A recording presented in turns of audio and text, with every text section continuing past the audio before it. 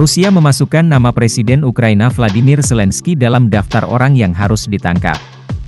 Zelensky menjadi buronan Kementerian Dalam Negeri Rusia sejak Sabtu, 4 Mei 2024, kemarin. Meski demikian, pemerintahan Vladimir Putin belum mengungkapkan pelanggaran yang dilakukan Zelensky hingga masuk dalam daftar hitam tersebut. Yang jelas, dalam situs online Kemendagri Rusia, Zelensky menjadi buronan berdasarkan pasal KUHP Rusia dan berisi nama lengkap dan fotonya, serta tanggal dan tempat lahirnya. Media online Rusia Today mengabarkan sejauh ini Rusia belum mengungkap data-data tentang proses pidana terhadap Zelensky.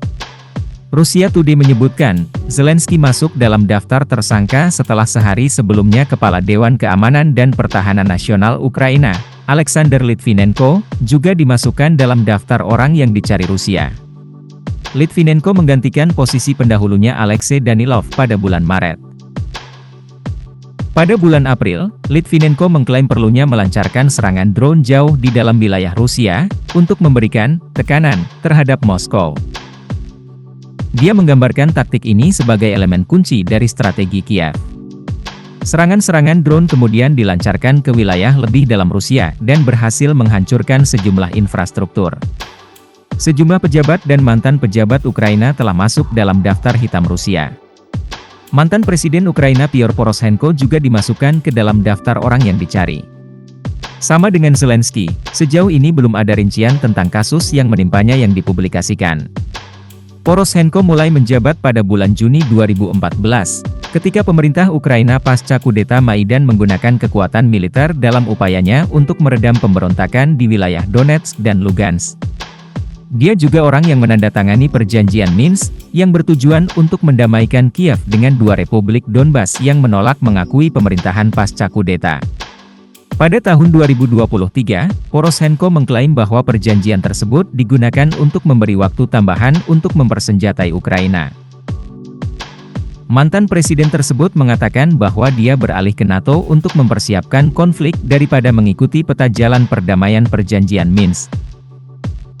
Pada hari Jumat, mantan Menteri Keuangan Ukraina, Alexander Slapak, dan mantan Kepala Bank Sentral negara itu, Stepan Kubiv, juga dimasukkan dalam daftar orang yang dicari Rusia.